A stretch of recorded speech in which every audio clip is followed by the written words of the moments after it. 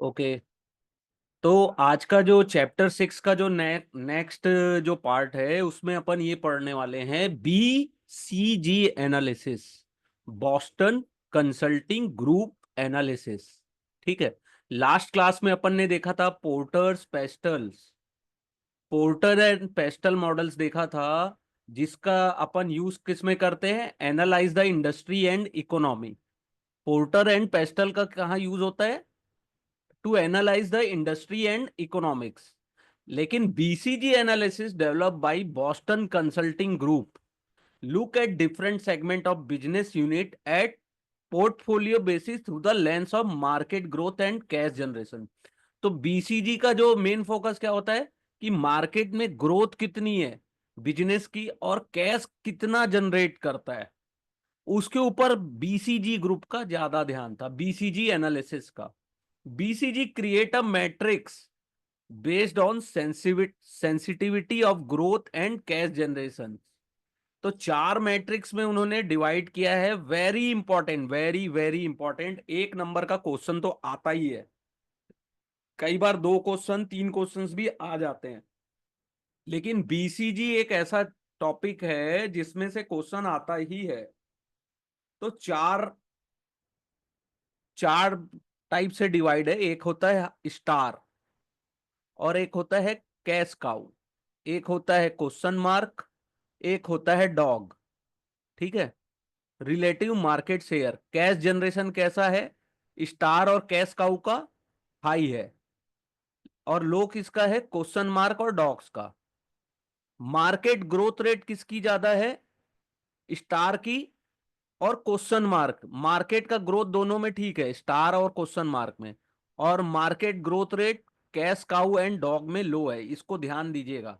यहाँ पे हाई और लो दिया है ना, और इधर भी देखिए हाई एंड लो से डिवाइड किया है। कई बार पूछता है कि मार्केट ग्रोथ रेट किस में ज्यादा होता है, तो कैश काउ, स्टार और क्वेश्चन मार्केट में मार्केट ग्रोथ अच्छा रहता है। लेकिन लो किस में होता है, कैश काउ एंड डॉग में। ठीक है। वैसी मार्केट शेयर हाई किस में होता है, स्टार और कैश काउ में। और लो किस में होता है, क्वेश्चन मार्क एंड डॉग में। इसको अपन डिटेल में अभी एक्सप्लेन करूंगा मैं। As per the matrix business segment can be classified as, पहला अपन ने देखा स्टार। स्टार क्या होते हैं, these are the segment in business where market is growing rapidly and companies having a large market share. यानी मार्केट भी grow अच्छा कर रहा है और कंपनी के पास मार्केट शेयर भी बहुत ज्यादा है, यानी कि उस ग्रो का। ठीक है। This segment generated increasing cash for the business with passage of time.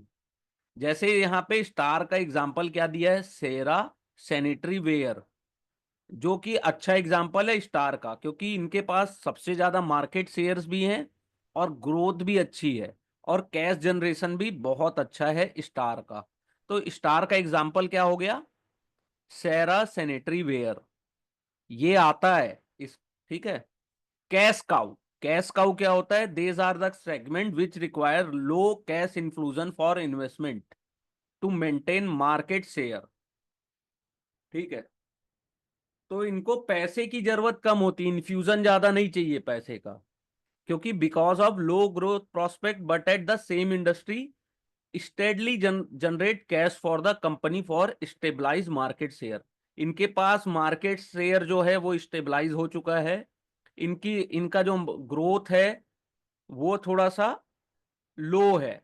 ठीक है। इसका एग्जांपल है नवनीत पब्लिकेशन। नवनीत पब्लिकेशन क्या है, which is into the business of book and notebook, जो किताब और कॉपी का बिजनेस है जिनका। Could be a example of good cash cow.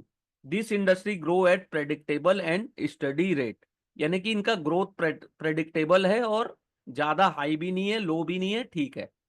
With strong brand name, will penetrated distribution channel, ready market and strong balance sheet.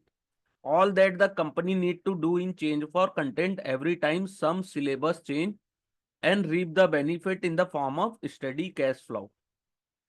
तो ये लोग कई बार क्या करते हैं, जब सिलेबस थोड़ा बहुत चेंज होता है स्कूल कॉलेजेस का, तो लोग क्या करते हैं, ज्यादा से ज्यादा नई बुक खरीदना पसंद करते हैं। ठीक है, अगर सिलेबस चेंज नहीं होता है तो लोग पुरानी बुक से भी काम चला लेते हैं एक दूसरे से मांग के, या जूनियर सीनियर जो भी है। और सेकंड एग्जांपल क्या है कैश कैश काऊ का? Colgate. Colgate is another example. Market share इनके पास बहुत ज्यादा है, लेकिन वो ऐसा सेगमेंट है जो कि कांस्टेंट है, ग्रोथ उतनी हाई नहीं है इसमें। ठीक है, कैश काऊ एंड स्टार आप लोगों को समझ में आ गया। सेकंड होता है क्वेश्चन मार्क। बिजनेस सेगमेंट में बहुत ज्यादा ग्रोथ है, फास्ट ग्रोइंग मार्केट है, लेकिन इनके पास लो मार्केट शेयर्स है। The right strategy and investment can help the market share of business grow, but they also run the risk of consuming cash in the process of increasing market share and in the end turning out to be not enough cash generating. जैसे Tata Nano consider as example of question mark, क्योंकि वो successful नहीं हुआ। Market ने अच्छा growth लिया, लेकिन Tata nano successful नहीं हुआ। लेकिन बजाज पल्सर में be consider as example of question mark product which succeed. क्या लिखा है? पल्सर ऐसा एग्जाम्पल है जो क्वेश्चन मार्क प्रोडक्ट में था, लेकिन सक्सेस रेट बहुत हाई था इसका, विच सक्सीड। और विच नॉट सक्सीड में टाटा नैनो। ठीक है, फिर होता है dog. Business segment which have low growth rate and intensive competitive dynamic which lead to low generation of cash are categorise as dog. ठीक है, जहां पे स्लो ग्रोथ रेट है, कंपटीशन डायनेमिक भी स्लो है, ठीक है, जिससे कैश जनरेशन बहुत कम है, तो वो डॉग के कैटेगरी में आता है। ठीक है, चार कैटेगरी हो गई बीसीजी में।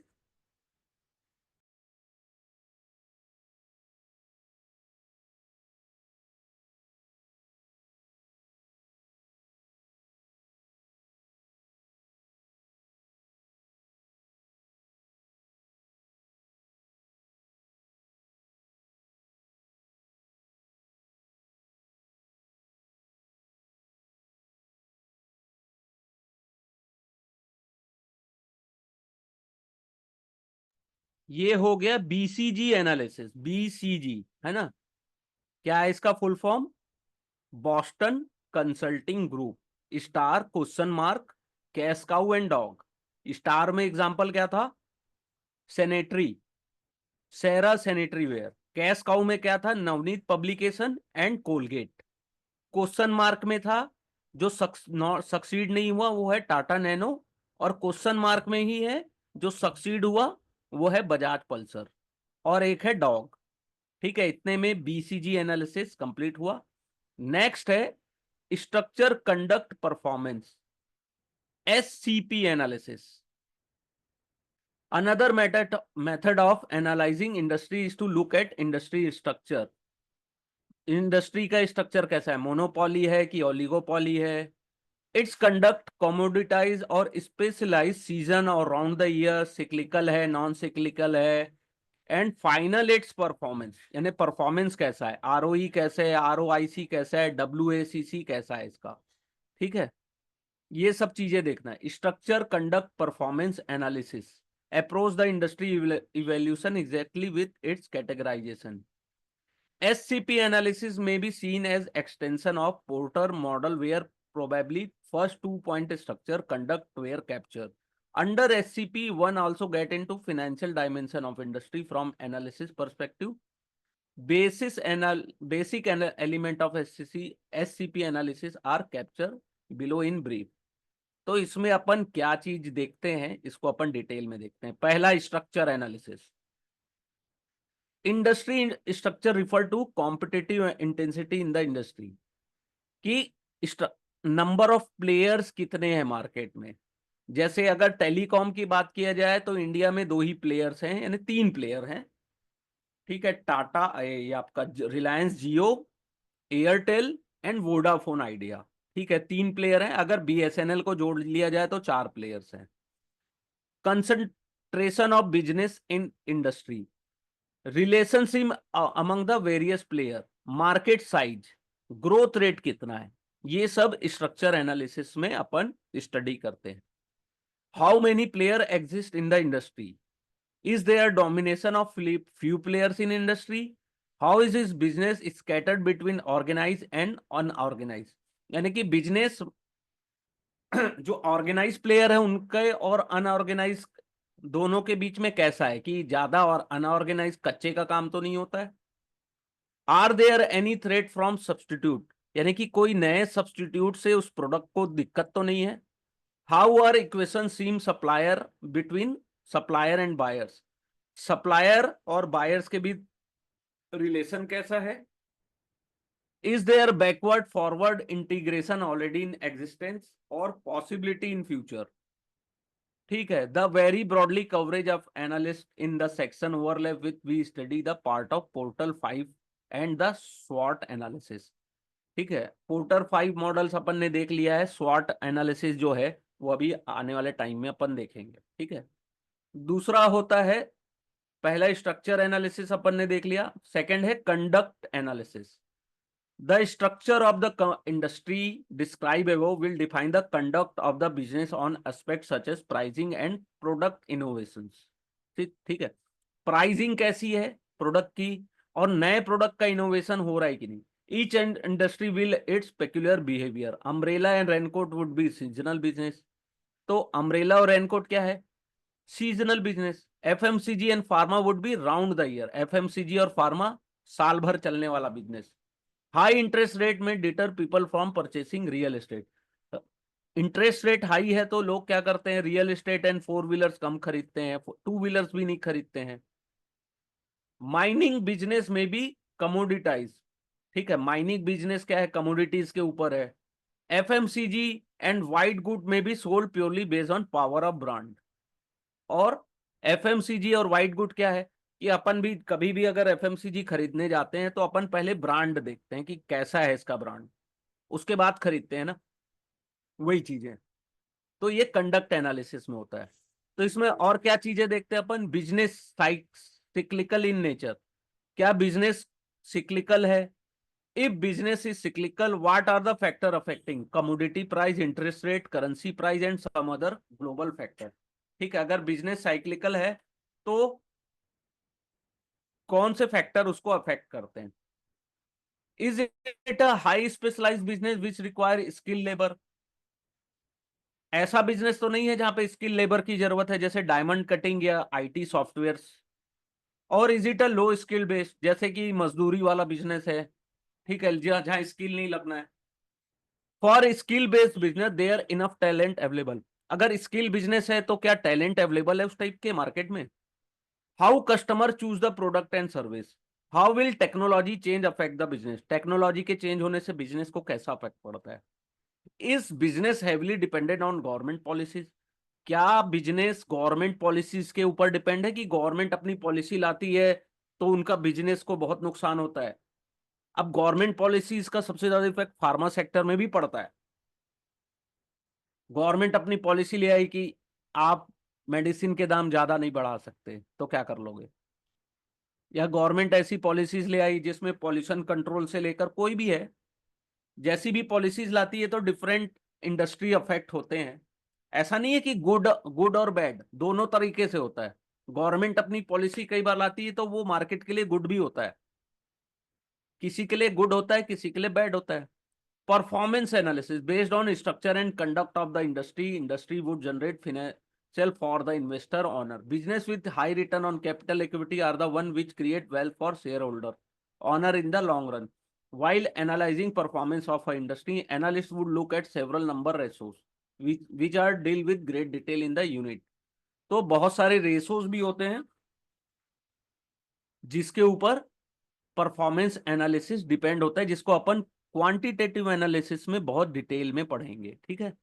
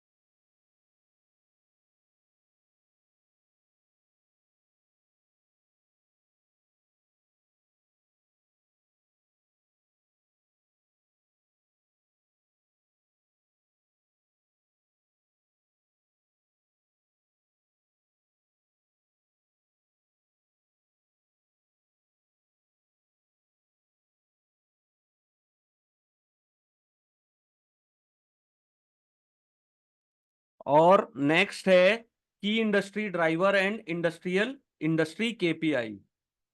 ठीक है, when studying an industry to identify trend, जो अपन नेक्स्ट पढ़ रहे हैं कि की इंडस्ट्री ड्राइवर और इंडस्ट्री केपीआई। ठीक है, when studying a industry to identify trend और while preparing a industry landscape, it is always important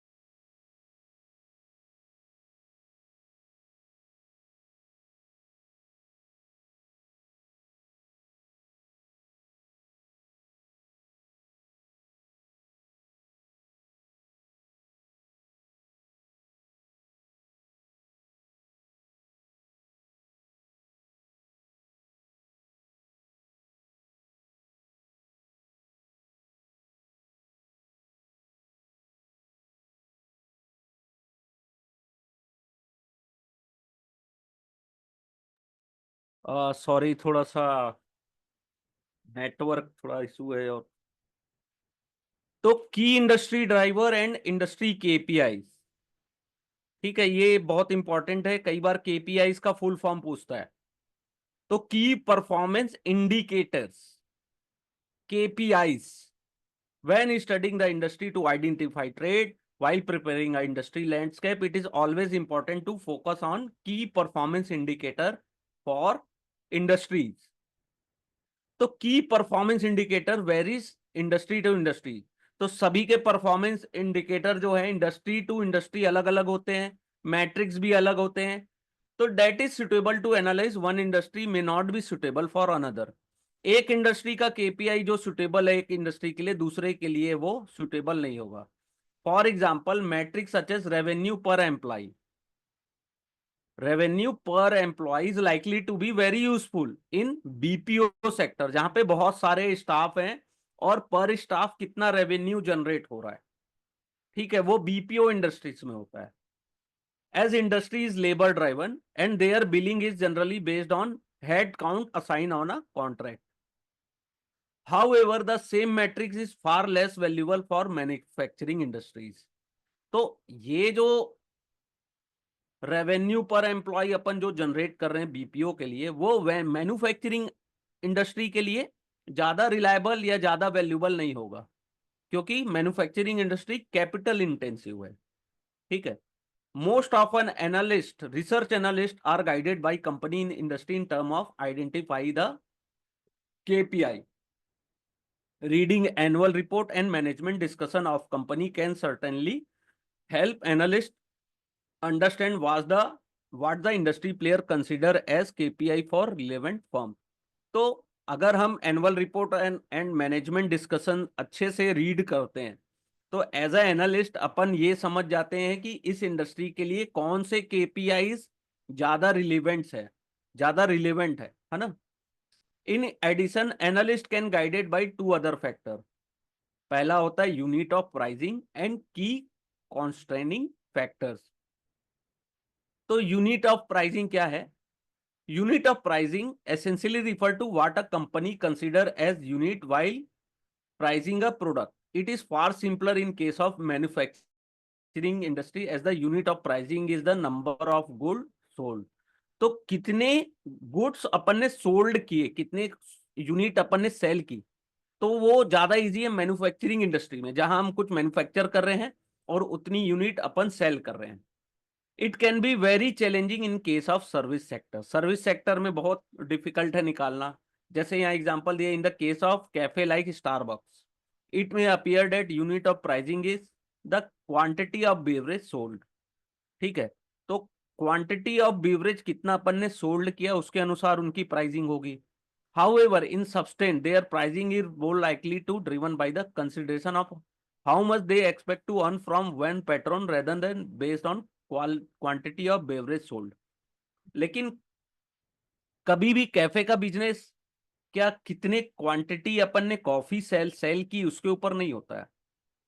वहां पे बिजनेस ये होता है कि पर काउंट, पर कस्टमर अपन ने कितना सेल किया, ओवरऑल कितना रेवेन्यू जनरेट किया। अगर हम कॉफी शॉप में जा रहे हैं तो हम कॉफी के अलावा और भी क्या चीजें अपन वहां से खरीदते हैं, बाय कर रहे हैं, वो भी अफेक्ट करता है ना। बीवरेज कितने सोल्ड हुए, है ना कि कितने अपन ने क्वांटिटी बेची, कितना रेवेन्यू जनरेट किया अपन ने, वो ज्यादा इंपॉर्टेंट होता है। ठीक है।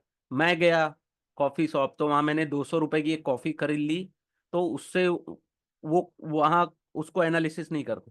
मेरे जैसे कितने लोग गए जो 200, कोई 400, कोई 1000 रुपया खर्चा किया उसके ऊपर।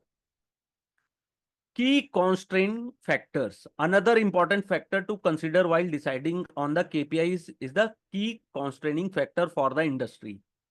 At the time, the constraints may vary within an industry. These constraints may also gradually change over a time of period at industry evolve.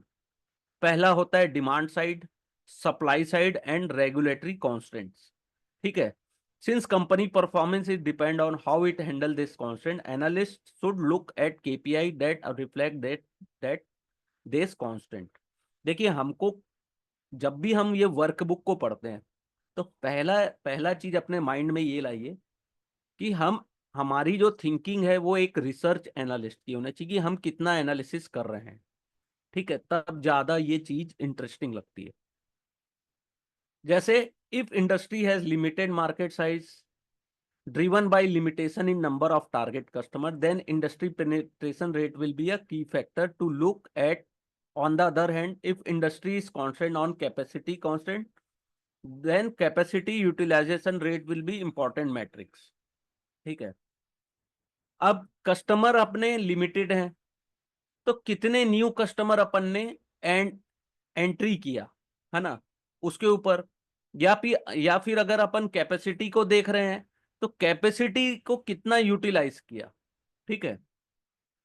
तो ये सब चीजें अपन देखते हैं। ठीक है। पहला हो गया KPI for selected industries, airline and other transportation and logistics.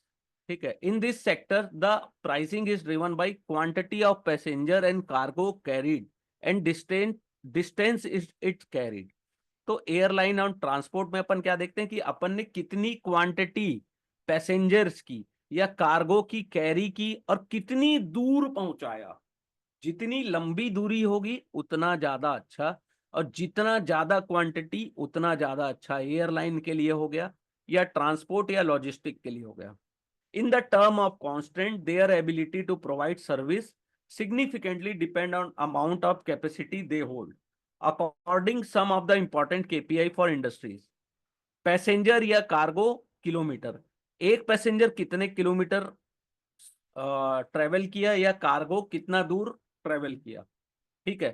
Price पर पैसेंजर और कार्गो पर किलोमीटर, यानी कि पर किलोमीटर अपन ने ट्रेवल तो किया लेकिन उससे प्राइस कितना लिया पैसेंजर से या कार्गो से।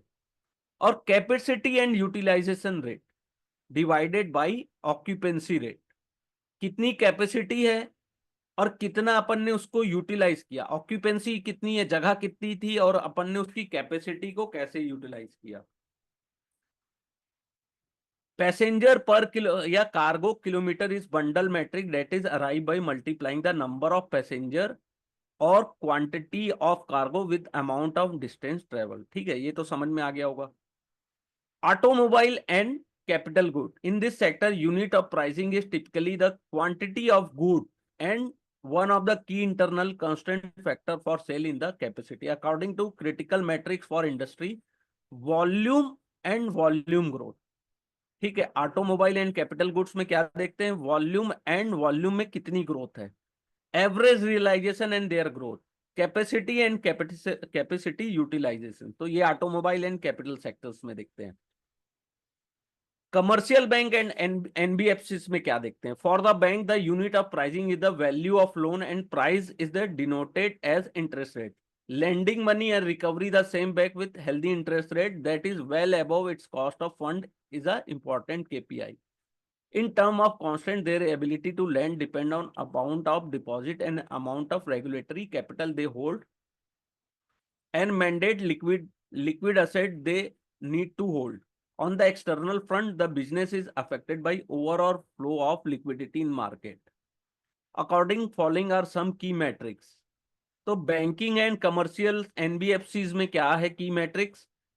Net interest margin, capital adequacy ratios, NPA ratios, growth rate in deposit and loan, cash reserve ratio CRR, statutory liquidity reserve ratio SLR and CASA ratios. ये सब बहुत इंपॉर्टेंट फैक्टर हैं banks के लिए, ये पूछता भी है, इसको याद रखिएगा।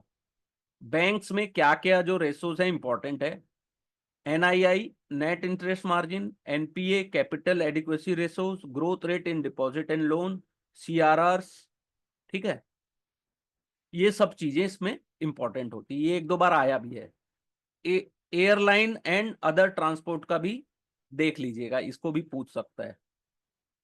Consumer goods, in the case of consumer goods including consumer staples and consumer discretionary, the unit of pricing is generally the quantity of goods sold. कितने गुड्स अपन ने सोल्ड किए, कितनी क्वांटिटी में और प्राइसिंग क्या थी। The key metrics is volume and its growth, average price and its growth in consumer durable capacity can become constant specially during the period of high growth. It may be appropriate to track capacity and utilisation rate as well, ठीक है। तो volume and its growth consumer में and average price. IT और BPO में in this sector the price is typically based on number of head count who are assigned per project per month. Since it is a labor driven industry, one of the key constants is the availability of workforce, कि हमारे पास workforce available है कि नहीं। Although labor force for sector is available in abundance in India, during period of higher growth it can become a constant. Further, since the sector is largely export oriented, their realization are heavily impacted by foreign currency fluctuations. तो IT, BPO और KPO का maximum business foreign currency के fluctuation पे भी depend करता है, कि अगर डॉलर अच्छा कर रहा है, ठीक है, डॉलर अच्छा कर रहा है और डॉलर स्ट्रांग हो रहा है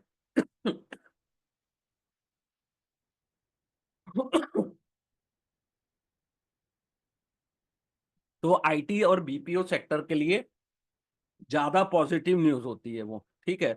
और पर हेड कितना बिजनेस जनरेट कर रहे हैं।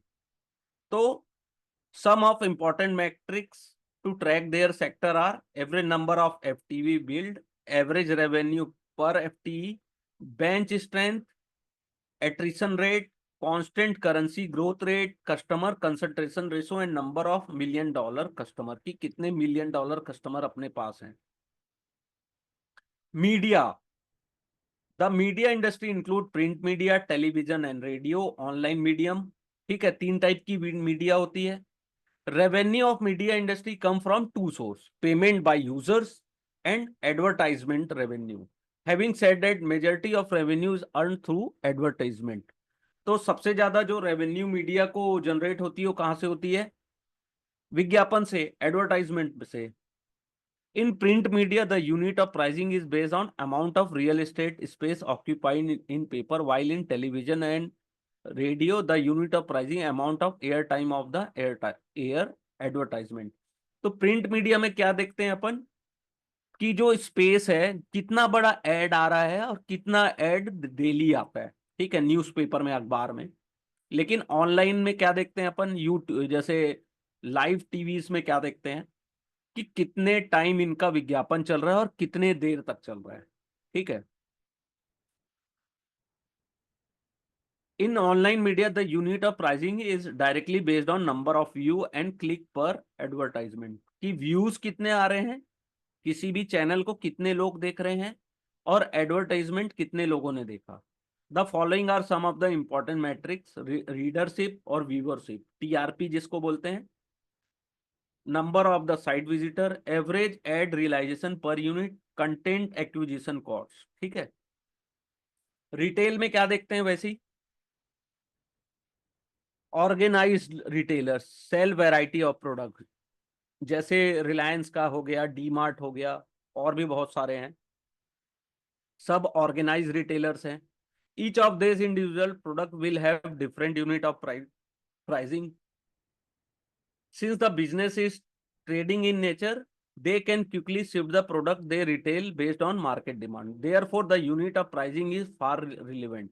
However, in terms of constant, their business growth heavily depend on expanding their store network and locality. ठीक है, तो पहला नंबर ऑफ स्टोर्स कितने हैं. की मैट्रिक्स क्या हुआ इसका, नंबर ऑफ स्टोर्स कितने हैं और प्रत्येक स्टोर में सेल ग्रोथ कितनी है, कि सेल ग्रोथ कर रहा है कि नहीं कर रहा है. ठीक है, वैसी telecommunication and internet service provider in India till a few year ago telecommunication provider charges customer based on number of call message and data. पहले अपने को कैसे चार्ज होता था कि कॉल कितना किया, मैसेज कितना किया, डेटा कितना यूज किया. लेकिन आज के डेट में क्या हो गया, फिक्स मंथली रेंटल हो गया कि अपन मंथली रेंटल इनकम दे चार्ज वो करा रहे हैं रिचार्ज, और उसके तहत हमको क्या मिल रहा है, unlimited call message and unlimited data service मिल रही है. तो अगर अपन को टेलीकम्युनिकेशन या इंटरनेट सर्विस प्रोवाइडर को देखना है तो कहां से देखेंगे, average revenue per unit ARPU, subscriber churn rate and cost of subscriber acquisition and market shares. तो ये कई बार पूछता है कि एवरेज रेवेन्यू पर यूजर किस में यूज होता है, तो ये अपना होता है टेली कम्युनिकेशन या इंटरनेट सर्विस प्रोवाइडर में. एआरपीयू सबसे बड़ा मैट्रिक्स होता है, ये आता है बहुत बार आया है एआरपीयू वाला, इसको याद रखिएगा. एवरेज रेवेन्यू पर यूजर, कि एक यूजर से कितना रेवेन्यू आप जनरेट कर रहे हो. ठीक है, उसको बोलते हैं एवरेज रेवेन्यू पर user. Regulatory environment and framework. Industry analysis cannot be completed without adequate knowledge of rule of game. Even a small change in regulatory framework can have big impact on business. कोई भी regulatory या framework change होता है तो वो business को बहुत बड़ा इम्पैक्ट देता है. The whole discussion in India on FDI in multi brand retail has been revolving around how much should retailer invest in developing the back end infrastructure. What could be constitute as back and infrastructure, could they buy out some from existing setup, how much minimum they should purchase from Indian vendor. Change in the environment policy has result in close of various mine. जैसे यहाँ पे दिया है कि FDI India में जब आया multi brand retails में तो उसका कितना इफेक्ट पड़ा. Second, change in environment policy के चेंज होने से कितने माइंस एंड इफेक्ट हुए, इवन क्लोज भी हो गए ड्रास्टिकली. और थर्ड है कैंसिलेशन ऑफ टेलीकॉम लाइसेंस. बहुत सारे टेलीकॉम्स प्लेयर्स थे मार्केट में जिनके सभी के लाइसेंस को कैंसिल कर दिया गया. This latest amendment made the company act have change the entire landscape for doing business. ठीक है, तो इस टाइप के जो रेगुलेशंस होते हैं वो कितना इफेक्ट डालते हैं मार्केट में, ये भी एनालिसिस करना एक रिसर्च एनालिस्ट के लिए बहुत जरूरी है.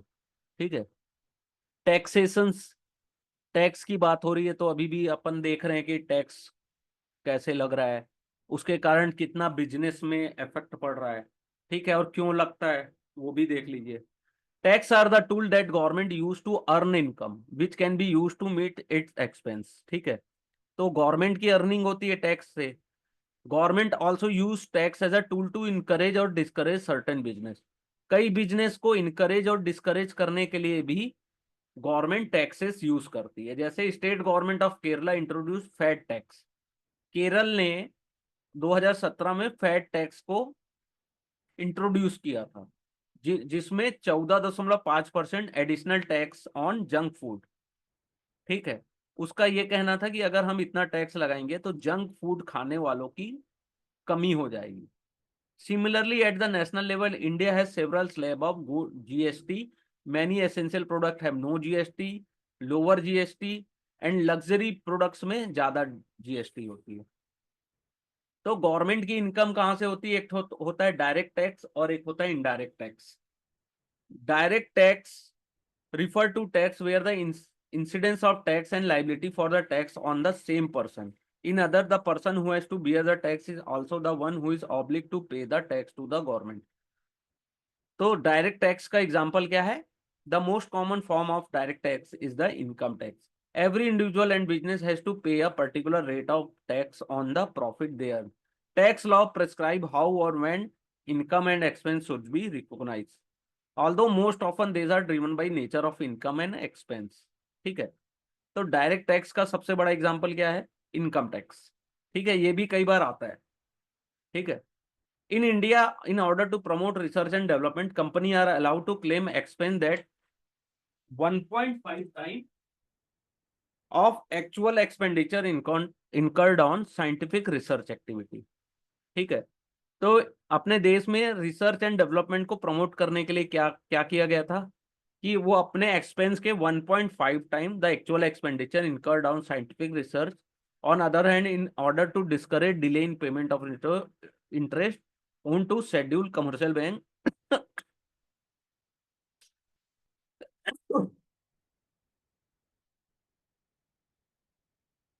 तो company are allowed to deduct it at expense only if they actually pay. ठीक है. एक हो गया ये income tax. Income income tax, Indian company are required to pay 30%, 20% in low in case total turnover was below 400 crore in a financial year of their taxable profit as income tax to the government. However, the act allow company to choose alternative scheme of taxation under which they can pay a reduced tax rate if forgo certain benefit available to income tax. The such rate vary from 15 to 25. ठीक है, 15 से 25% के बीच होता है. Depend upon when the company was stabilized and what scheme they opt. ठीक है. Second होता है minimum alternate tax MAT if the income tax payable by the company on its profit is less than 18.5% of the book profit, then the company will have to pay 18.5% of book profit to the government. However, any excess cash paid in such form can be available as MAT credit to set off future tax obligations.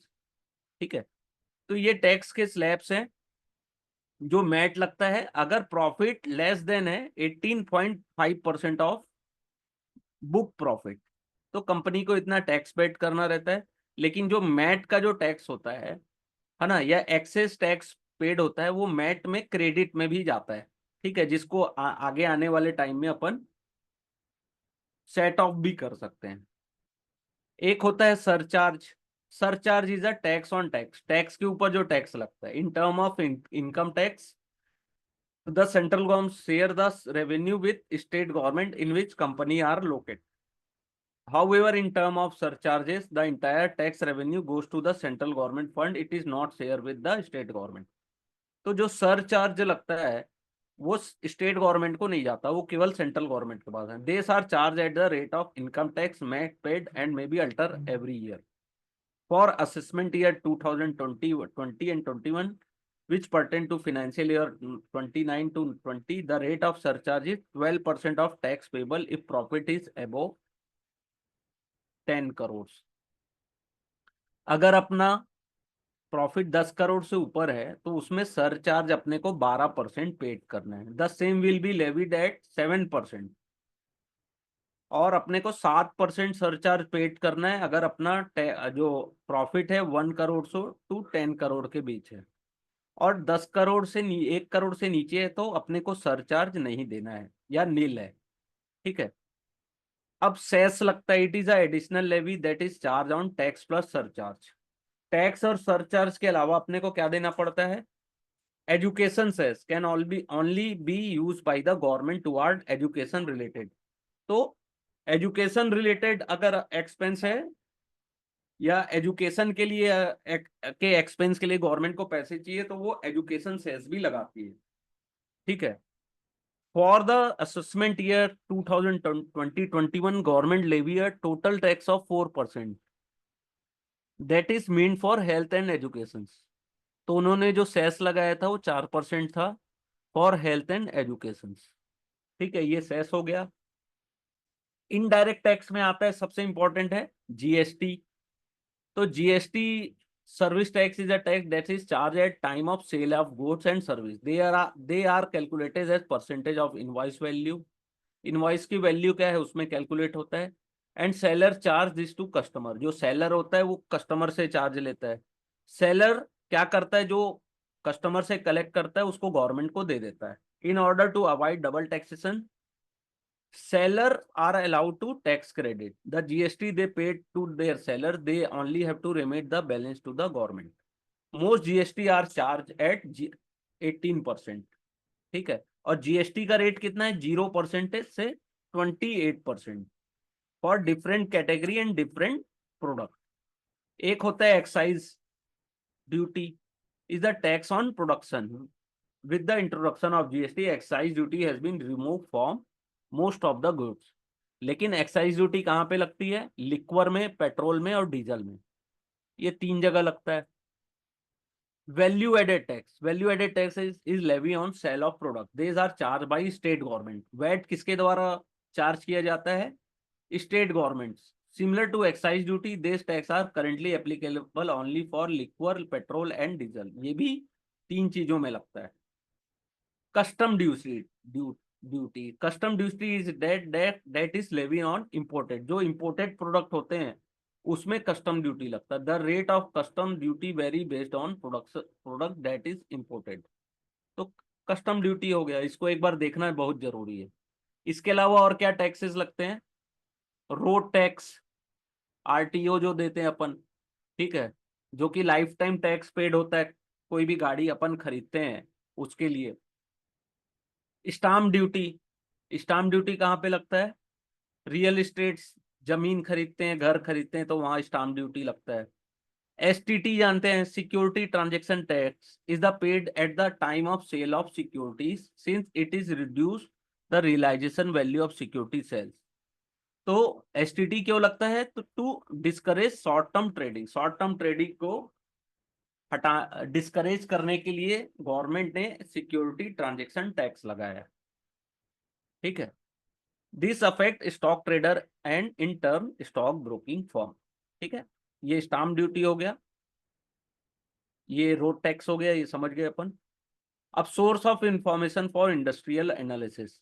Industry report from various source, annual report of companies, association and trade body publication, relevant ministry website and publications. ठीक है.